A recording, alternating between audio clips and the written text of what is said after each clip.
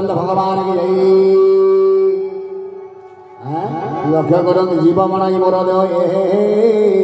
एणु जीव एणु पशै माया मोह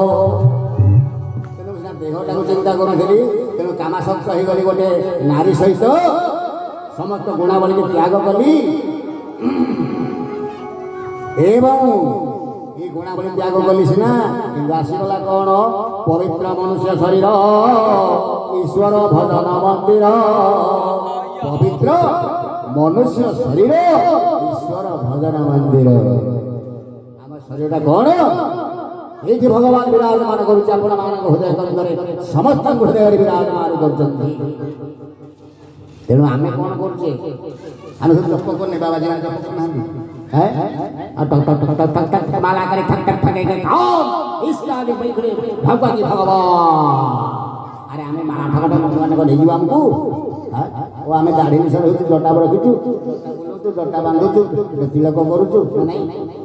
अरे तुम मैंने जटा बांधुच तिलक करुच ना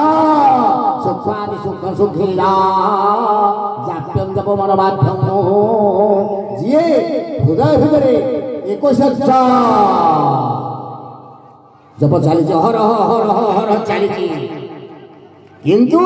जानिले मध्य आमे जदि से जपटा करवा निरंतर भाव एवं जानी